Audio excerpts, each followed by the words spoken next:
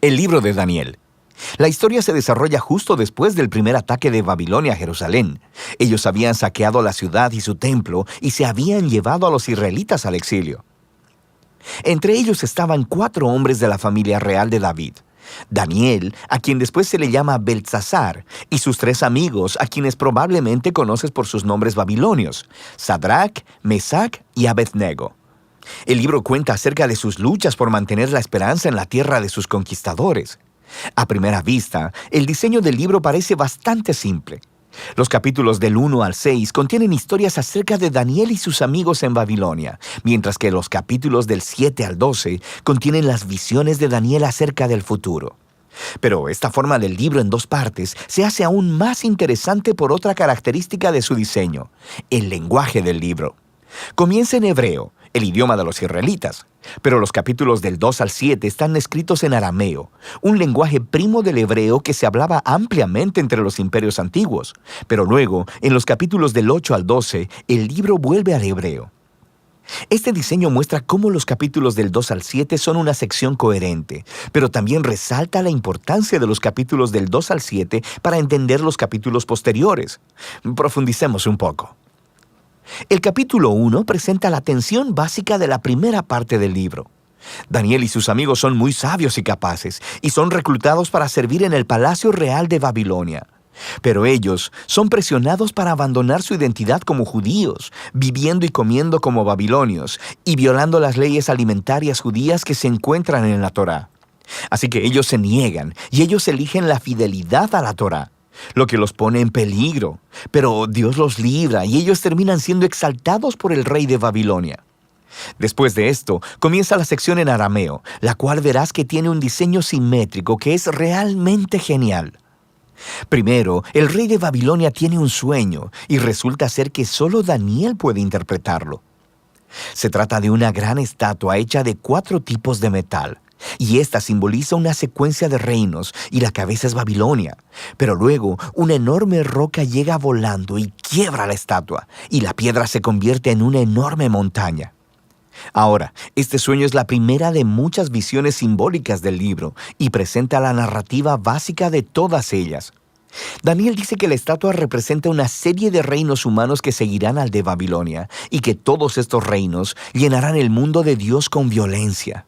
Pero un día vendrá el reino de Dios, quien confrontará y humillará a los reinos arrogantes de este mundo, y llenará el mundo de la justicia sanadora del reino y del gobierno de Dios. Después de esto, el capítulo 3 cuenta la famosa historia de los 3 amigos de Daniel, quienes rehúsan inclinarse y adorar a la enorme estatua de un ídolo, la cual, como la estatua en el capítulo 2, representa al rey y a su poder imperial.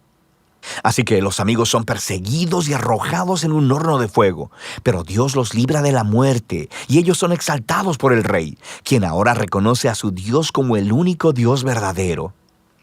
Después de esto tenemos un par de historias acerca de 2 reyes babilonios, Nabucodonosor y luego su hijo, Beltsasar. Ambos están llenos de orgullo por su poder imperial.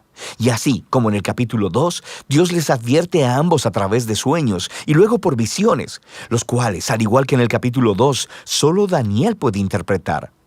Él dice que ambos reyes deben humillarse delante de Dios, y ambos reyes se resisten con arrogancia. Así que Nabucodonosor es golpeado por la locura. Se vuelve como una bestia en el campo. Pero luego él se humilla delante del Señor y su humanidad le es devuelta. Es restaurado como rey. Esto es en contraste con su hijo Beltsasar, quien no se humilla delante de Dios y es asesinado esa misma noche. Ahora, estas 2 historias toman imágenes de Génesis capítulos 1 y 2 y del Salmo 8, donde los humanos son representados como la imagen real de Dios. Él les ha dado autoridad para gobernar sobre las bestias del campo y las aves del cielo, a nombre de Dios, quien es el verdadero Rey del mundo. Pero cuando los humanos se olvidan de esto, cuando se rebelan y hacen un Dios de ellos mismos y de su poder, se vuelven menos que humanos, similares a las bestias violentas que se enfrentarán a la justicia de Dios. Lo que nos lleva al capítulo 6, el cual es paralelo al capítulo 3. Y esta vez es Daniel quien está siendo perseguido porque se niega a orar y adorar al rey como Dios.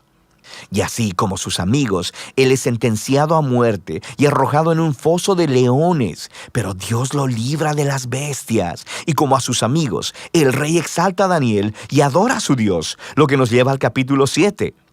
Este es el paralelo del capítulo 2 y el centro del libro, donde todos sus temas se unen.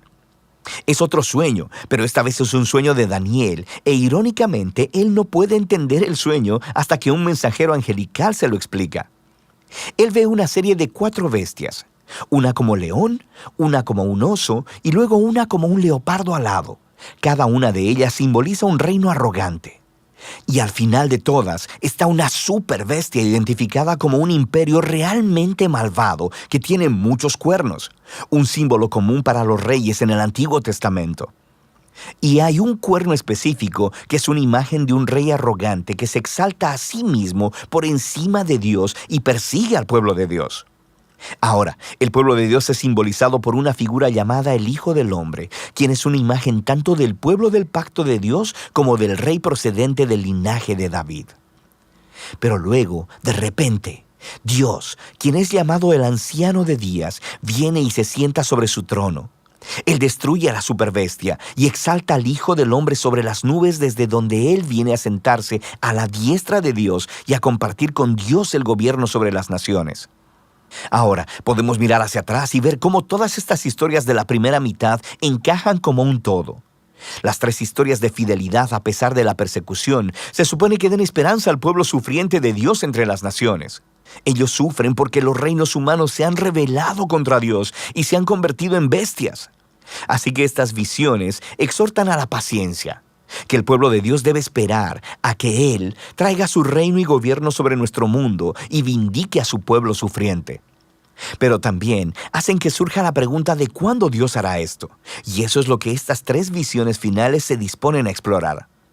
En el capítulo 8, Daniel tiene otra visión acerca de las 2 bestias finales del capítulo 7. Pero esta vez son simbolizadas por un carnero, quien se nos dice que es una imagen de los reinos de Media y Persia, y luego un macho cabrío que es una imagen de la antigua Grecia. Y del macho cabrío salen un montón de cuernos, uno de los cuales simboliza al rey malvado del capítulo 7. Se nos dice más acerca de él, que atacará a Jerusalén y se exaltará a sí mismo por encima de Dios y profanará el templo con sus ídolos.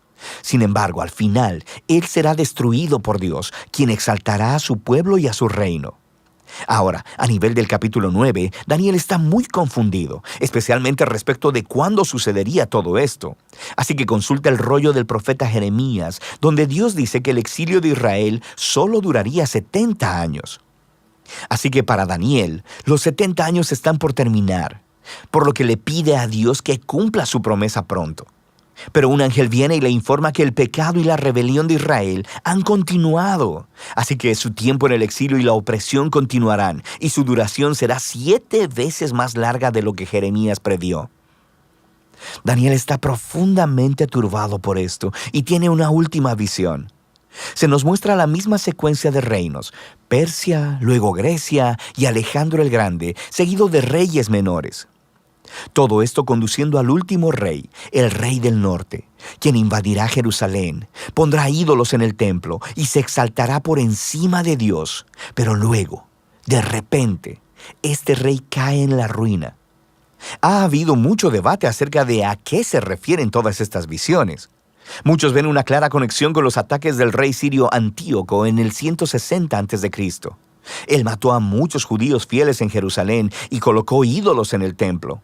Otros piensan que estas visiones apuntan hacia el rol del Imperio Romano en la ejecución de Jesús y en la destrucción de Jerusalén y del templo en el año 70 después de Cristo.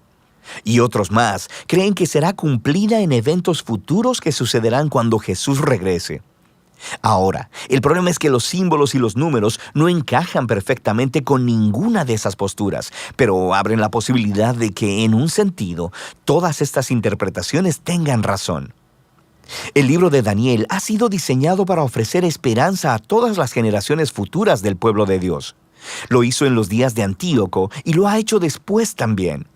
Esta es la razón por la que Jesús podía usar imágenes de Daniel para describir y confrontar a los líderes opresores a quienes se enfrentó en Jerusalén. Esta es la razón por la que Juan, el visionario que escribió Apocalipsis, pudo adaptar las visiones de Daniel y aplicarlas a la Roma de su tiempo y también a todos los imperios opresivos del futuro. Entonces el punto de Daniel es que todas las generaciones de lectores pueden encontrar aquí un patrón y una promesa. Es un patrón de que los seres humanos y sus gobiernos se convierten en bestias violentas cuando glorifican su propio poder, cuando redefinen el bien y el mal y no reconocen a Dios como su rey verdadero. Pero Daniel también ofrece la promesa de que un día Dios confrontará a la bestia. Él rescatará a su mundo y a su pueblo al traer su reino sobre todas las naciones. Así que para todas las generaciones, este libro habla de un mensaje de esperanza que debe motivarnos a la fidelidad. Y de eso trata el libro de Daniel.